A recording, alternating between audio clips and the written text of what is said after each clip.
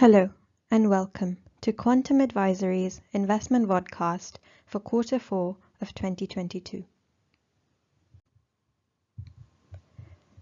In this presentation, we will provide a brief market summary, discuss the economic developments which occurred over the quarter, and provide an outlook of what's to come, considering some of the possible short and medium-term outcomes. Firstly, I will provide a quick summary of the investment market over the fourth quarter of 2022.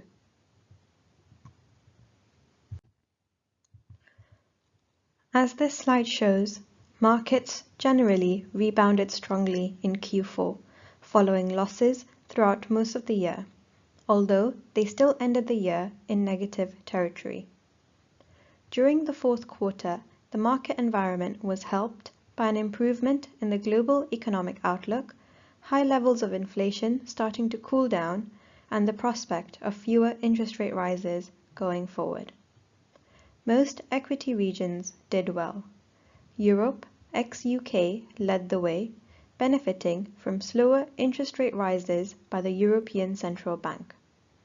Similarly, UK equities also performed well as a result of the Bank of England's decision to reduce the pace of interest rate hikes and the market stabilizing. Japanese equities declined in December as a result of the Bank of Japan widening the band within which it had been maintaining 10-year bond yields. The timing of this decision was a complete surprise, but was enough to drive a sharp strengthening of the yen, making the overall return for the quarter more modest than other regions. Overall, Brent crude oil continued its trend of negative performance. However, the magnitude of the negative performance was far smaller than in previous quarters. This was due to reductions in the average price of a barrel, with October being the second month since the outbreak of the Russia-Ukraine war to fall below $110, as well as unusually mild weather for much of the period. Within the fixed income market, gilt yields stabilized following the change in the UK's Prime Minister and Chancellor. Nominal gilt yields rose marginally, with inflation-linked gilt yields rising to a greater extent due to early signs of inflation cooling. UK corporate bonds delivered strong returns over the period, with credit spreads tightening as a result of improvements in risk sentiment.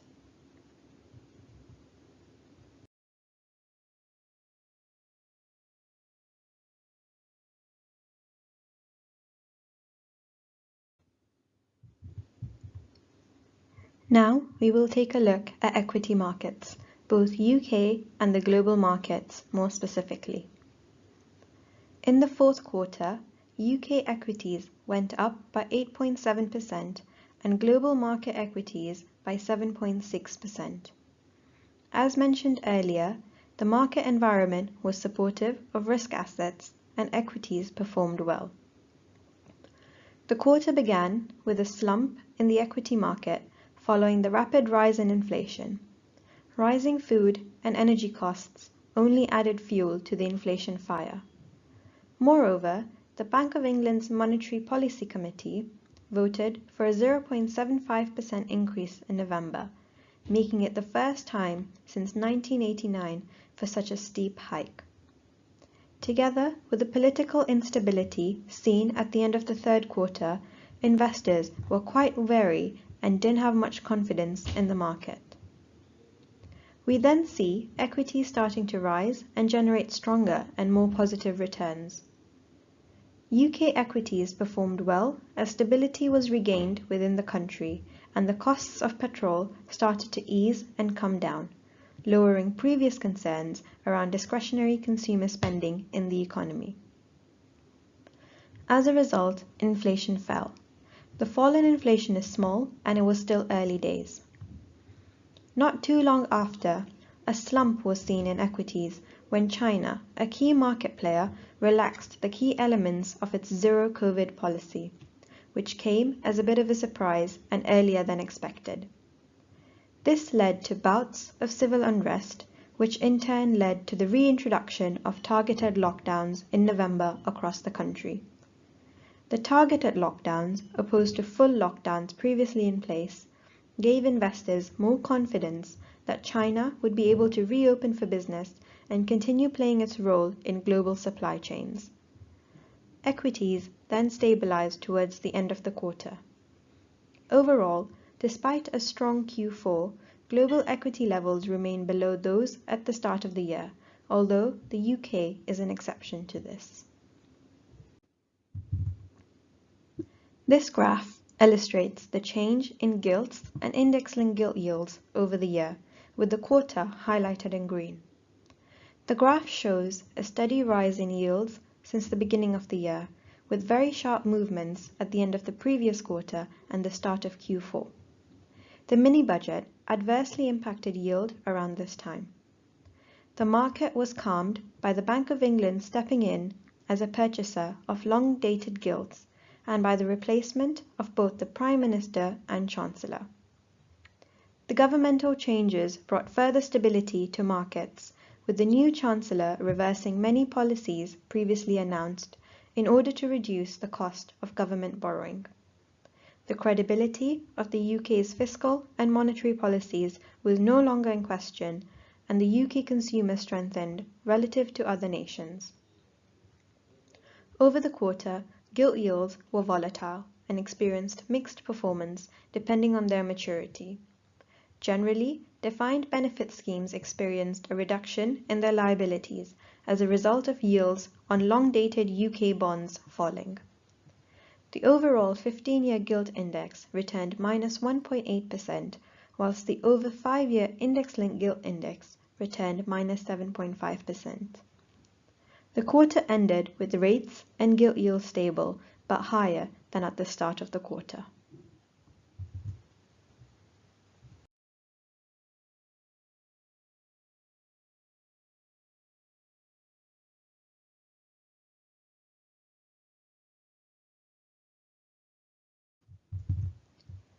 We'll now provide a brief overview of the UK economy.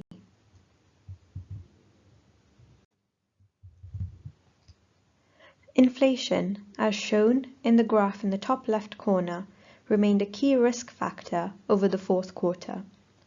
The 12-month Consumer Price Index Housing, or CPIH, reached 9.2% in December 2022, approximately 5 times the Bank of England's 2% inflation target.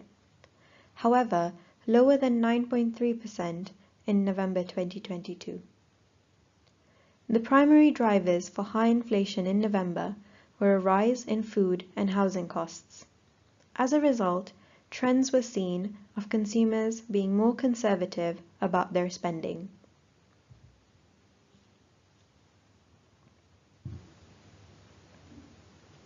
In an effort to curb the elevated level of inflation, the Bank of England increased interest rates 8 times, with 2 base rate rises in the quarter of 0.75% and 0.5%.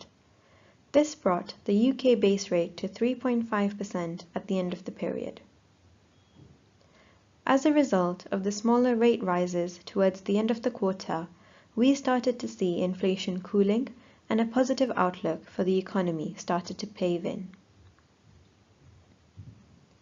As covered on the previous slide, gilt yields in September and early October rose to approximately 5% and were very volatile, as shown on the bottom left graph.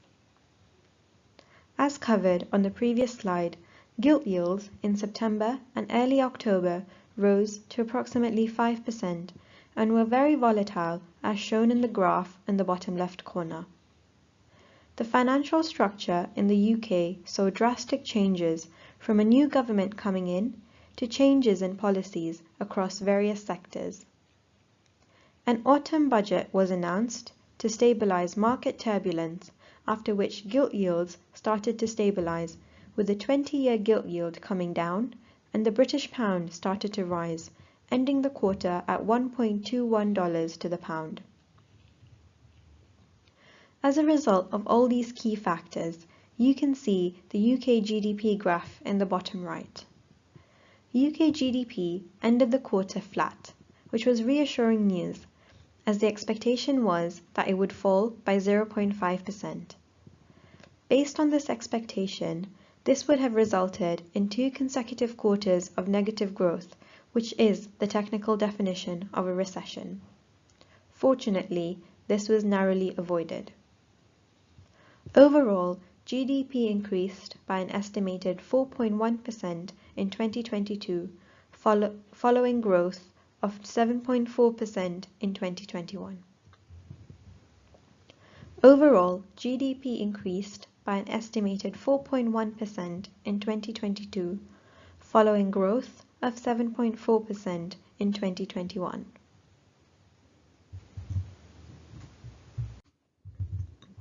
This slide shows the progression of UK GDP for the year and over a longer time horizon in greater detail, which gives us an idea of economic growth.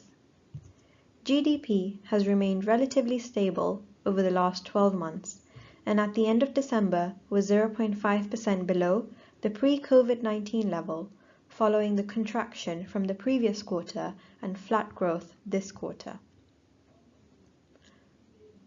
The graph also shows the long-term changes in output for the services, construction, and production sectors. As the UK is predominantly a services-based economy, GDP mirrors the movements in the service output quite closely. As the UK is predominantly a services-based economy, GDP mirrors the movements in service outputs quite closely. As we can see, there was a sharp fall in output during the COVID-19 pandemic, which negatively affected all sectors, particularly construction companies and all consumer-facing service companies. Moving to the most recent period, the output from the construction sector has recovered to above its January 2020 levels. The production sector has been decreasing from July 2022 as supply chains have become constrained due to the impact of the war in Ukraine and China's zero-COVID policy. Within the services sector, output has increased in November and Within the services sector, the output increased in October and November, but later declined in December 2022. This was mainly due to consumers cutting back on retail trade and industrial strikes over the fourth quarter. We will now discuss the outlook over the short and medium term.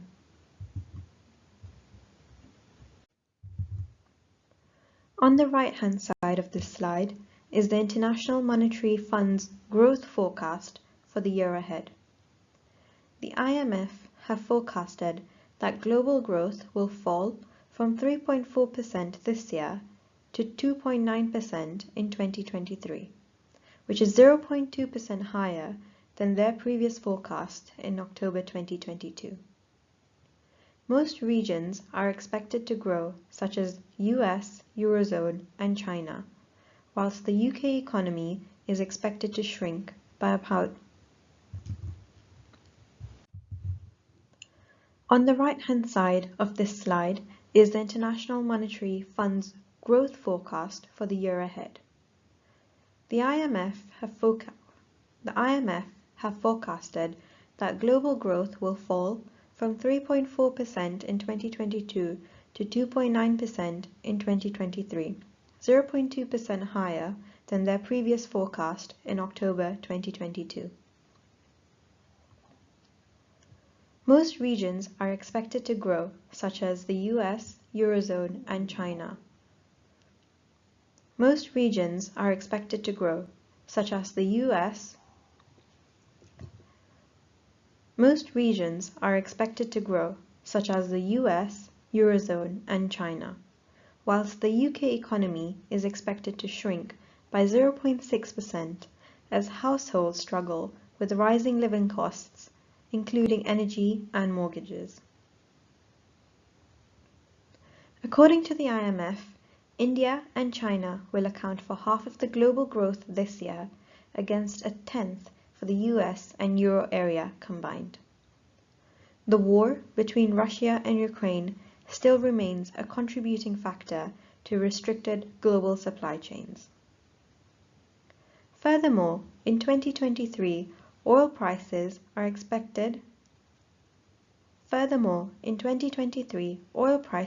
projected to fall by around 16%, while non-fuel commodity prices are expected to fall by an average of 6.3%. These forecasts were made in the context of the many challenges which face the global economy, such as the high level of inflation, tightening of financial conditions,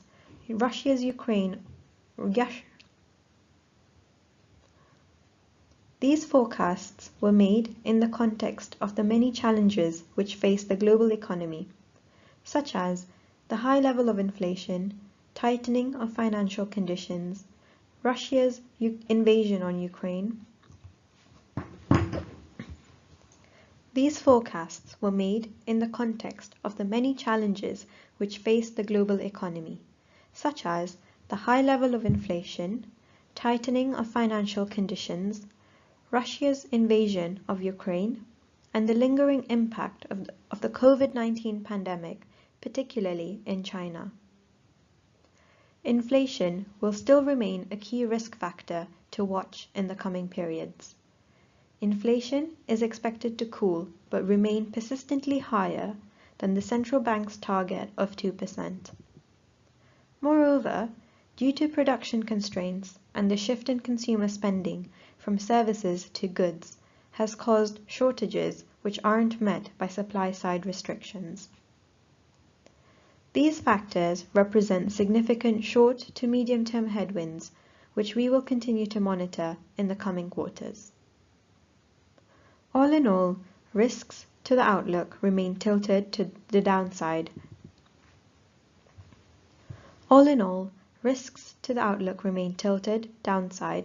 With inflation, the escalation of the war in Ukraine, sudden repricing in financial markets, and China's recovery plan playing a big role.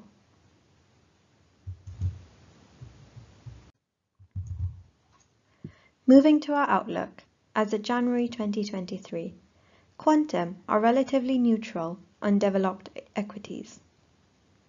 Moving on to our outlook, as of January 2023, quantum are relatively neutral on developed equities, as they can provide strong returns and a good hedge against inflation, but the short to medium-term headwinds should not be overlooked. We also believe that stock selection is key, given the stagflationary and geopolitical risks, favoring companies with more resilient pricing power and strong supply chains. We are also neutral on emerging market equities. Emerging market economies have the potential to benefit from a post-COVID-19 economic recovery, particularly as investors flock towards Chinese equities. We are also neutral on emerging market equities. Emerging market economies have the potential to benefit from a post-COVID-19 economic recovery, particularly as investors flock towards Chinese equities following the end of China's zero-COVID policy.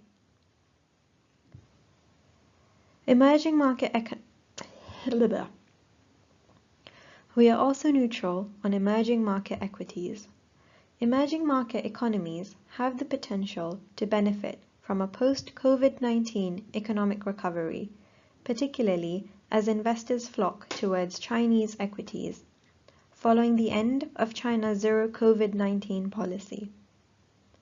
Within emerging markets, we think that considerations should be made in terms of regional selection and will be particularly important, whereby regions that are less exposed to the war in Ukraine and inflationary pressures are better positioned for the future.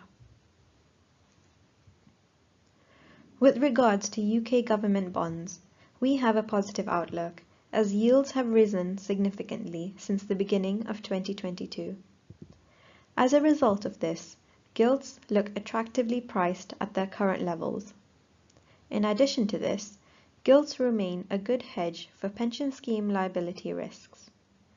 It is important to note, however, that downside risks remain. This is especially true given the uncertainty. This is especially true given the uncertainty over the level of inflation and the Bank of England's monetary policy. We also have a positive outlook on corporate bonds. Despite the headwinds that are present, such as rising inflation, we think that short-dated credit investments remain compelling and have the potential for outperformance relative to government counterparts. They also remain a useful source of income for pension funds. They also remain a useful source of income for pension schemes. Furthermore, we have a positive outlook on private markets, which remain an attractive alternative asset class. Private credit can provide an effective hedge against inflation and offers a senior position in the capital structure with a high level of income which is less volatile. In addition to this, there are also opportunities within infrastructure and private equity. However, it is still important to note that liquidity risks remain a key consideration for investors needing to meet cash flow requirements.